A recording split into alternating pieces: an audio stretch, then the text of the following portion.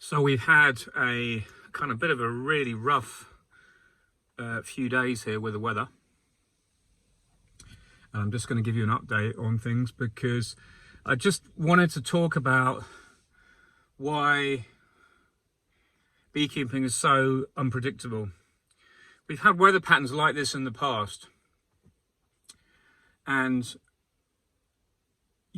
certain years we've had ivy that's very, very hit and miss, doesn't seem to be doing much. But this year, it's just, I can't understand why it's so good. Because we've just had 3 days rain, well, as good as. And the last 2 days at home, we've had nearly 40 mil, and we had a big thunderstorm the week before last, which started it all, which seemed to kick it off really well. And there's another weather front coming through tomorrow. But I really don't know why. I don't know whether it's ground pressure, whether it's a certain type of humidity, evapotranspiration of the leaves and everything being right with the temperature being right. But we've had 3 days of rain. It's gone cold, and we're now kind of like midday. I've just come down to the apiary at home, the bottom of the garden basically, just to see what the bees are doing as I'm unloading some kit that I've just cleaned.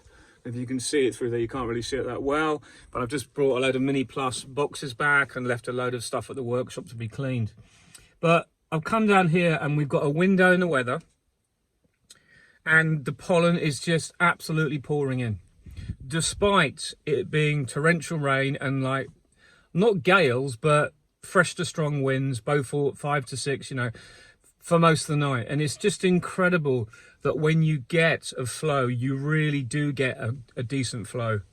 And there's no ifs and buts. When you don't get a decent one, it's the complete opposite. So this late summer, our chestnut bramble flow was so bad. It's only when you get a flow like this, you realize how good a good flow is. And we're not even getting the foraging hours, and we're not even getting the temperatures. We had those last week in the first 5-6 days of it before the weather went off, but we haven't even got the good weather yet. We've just got sunshine and breezy. And if you can see these trees here, it's not so much, but you can see how quickly the clouds are moving. It's fairly breezy, yet the bees are flying in anything. And what I'm kind of trying to say is I can't understand why it is what it is. I wish I knew. I wish I could put my finger on it. Other years we've had flows like this, and when you look inside the hives, it just doesn't seem to be that amount of nectar, that amount of resources coming in. This year it's completely different. Maybe it's because the bees kind of know that they're so down on what they should have this time of year, going into the autumn winter. Maybe that's what they've done. Or maybe is it that it is just a particular type of flow that's super strong and the bees are really responding to it well. You know, that's just incredible. So I'm going off in a minute to the mating station to finish doing some shakeouts, collect a load of gear up, and I'm going to have a look at some colonies there and see what we can see what they're looking like. Have a quick look at a few. I'll try and have a look at a few that I did the mite treatments on, my cage and the queens, and see how they've recovered. So, I mean, I can just show you this hive here. I'm just going to try and flip this around. That one over there, it's just a continuous stream of bees. They're all the bees in that line. It's just amazing. I mean, with the rain we've had, you'd have thought that pollen would have got completely washed off last night. But here we are this morning, and there's absolutely buckets of it coming in. And yet in other times of the year, when you have a flow, you get some rain and there seems to be no pollen coming in the next day. Just can't quite get my head around it. Maybe the ivy pollen is more resistant to getting washed off than other types of flowers. I don't know. It's all very interesting. So let's get on with some stuff. So following on that, I'm back up at the mating station up the road from where my house is. I've taken the blue eeks away from the ones that are not queen right, in other words, the shakeouts, and the ones that didn't make it. Now this year, we have had a bad year. I'm not making excuses. The mating wasn't brilliant, but I've still got way more nukes than I had this time last year. And all I'm doing now is The nukes that are in wood that I had to use, those ones at the back there, for example, they're going to be transferred straight into the poly nukes to overwinter as I go through each one, checking it. And the great thing about it is with the flow as it is, and I've just seen the forecast for the next week, it looks like we're going to have a blocking high in Scandinavia. So we're getting an early easterly flow, but southeasterly. So it's still warm, and yet the bees will be able to fly and the ivy is in full swing. So if I give those colonies at the back the poly nukes and transfer them in and give them an extra frame, because those are 5 frames now, and giving them the extra frame means they're built in 6 frames. They're going to have 6 frames of stores for all they need. So kind of, it's really good because nothing really leaves this apiary without having either been used or recycled. So any bees that were a shake-up because they've become drone layered, the queen didn't mate, or they rejected the queen, or the queen was a drone layer because of poor mating, anything like that gets dealt with here. And then I put the frames of honey that they've already accrued, because even though they might be dying out, they will still bring in honey and pollen and nectar.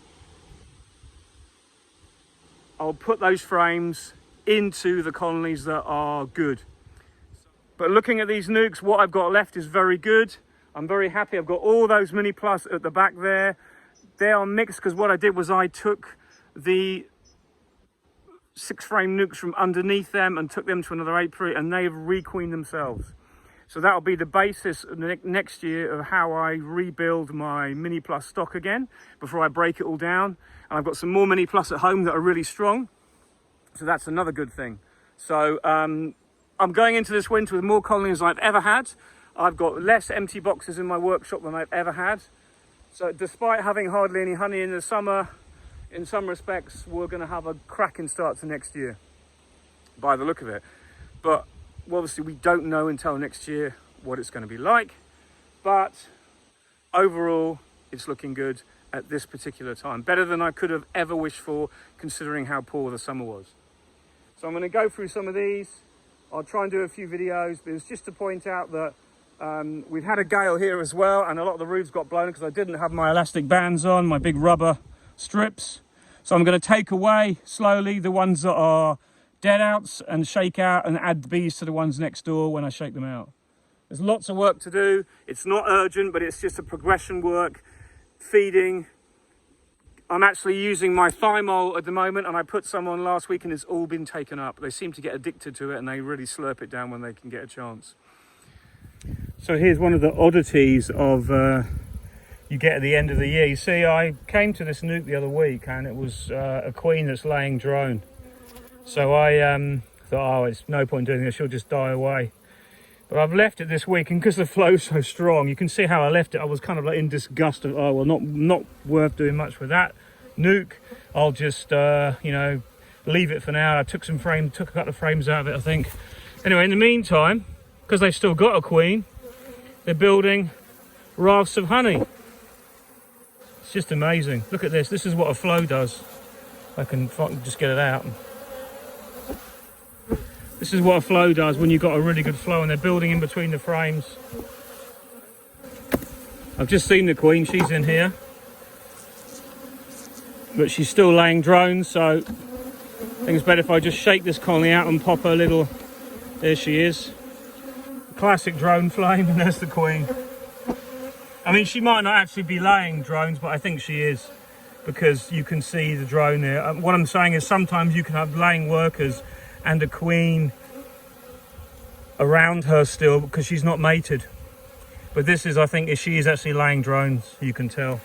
So I'm gonna have to pop her little body and then shake this out and move on.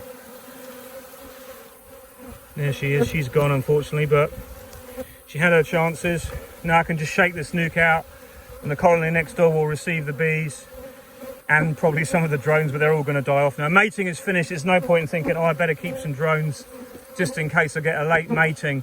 To be honest, that's all finished now. And if you do get a queen that gives up the ghost this time of year, you'd be lucky if you get anything back from most of the colonies have binned out most of their drones. But it's just a bit of interest. This frame I'll have to melt down, unfortunately, because it's too distorted now too. They will repair that and they will make it back into worker brood, but to be honest, the time it takes them to do it next year, it's just not worth the resources. There you go, a bit of interest, something different. Let's get on with the next things. So I'm further up the proceedings here because the mating yard's down there, and I've created a bit of a nightmare down there by shaking out loads of bees. So I'm come back here while I get a few minutes just to have a look at these hives, because these were one of the first ones I caged, and you can see the ivy flow is well and truly on the way, but what we're getting is lovely brood pattern still. Just look at that clean brood. I haven't done any mite shakes, but this colony will give a mite shake. It's not enormous, but it's bigger than a nuke, and that's what I wanted. You can see that lovely arc of honey going across from left to right across that frame. These bees are setting up for the winter beautifully. They've recovered in numbers since July. I took a nuke from these colonies. This is what I want to see. This is absolutely spanking. I'm going to do some mite washes next week. It's just a few, because obviously 300 bees is a lot of bees to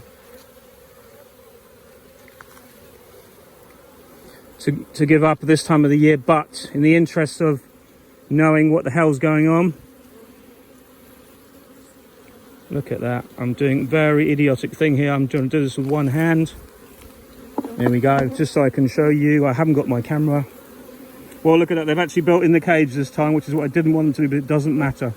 That can be sorted out. You can see how they're backfilling that middle part now as the brood hatches out. And it's honey, honey all the way. I can change cages in the spring if I need to, but I'm going to put a block of wood in a lot of my cages, but I think I'll be too late by the time I get there. However, I do have a lot of spare cages as well. Look at that lovely new white wax. Absolutely fantastic. So there you go. Let's go up there and find another one. Have a look at one up there.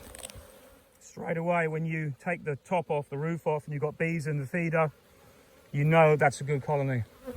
You can see by the bees here that what's going on. Actually, I've just created, as I said, they're all robbing out a few frames I put out down the bottom. I'll attempt to lift this off as usual. I left my tripod at home, and this is all like one-handed. Let's see what we got in here. Very nice. Very nice. Put this down. See if we can take a frame out. This is obviously a 10 frame hive. I didn't, for some reason this must have been a late one, but I didn't take a nuke from, so I didn't put it down to 7. Let's have a little look in here. Full of honey. Absolutely fantastic.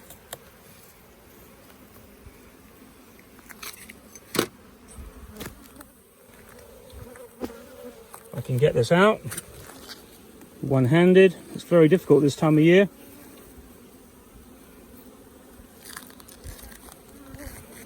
Here we go. Look at that. They backfilled this part, and looks like that's the start of the brood nest there. That's just full of pollen and stores. Absolutely fantastic. Look at the weight of nectar in these colonies. Brilliant. So I'm just going to pop this to one side for the moment, because it might mean I can grab the other frame more easier.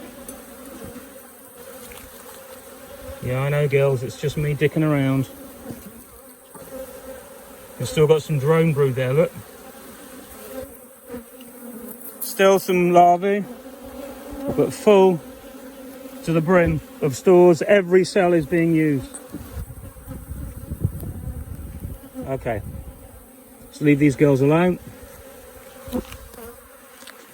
Put this back together. Nice lot of bees. This one was on 7 frames as well. This was the caged one, definitely. There's the cage. I never actually expected to get a flow like this. So let's just try and get this one out.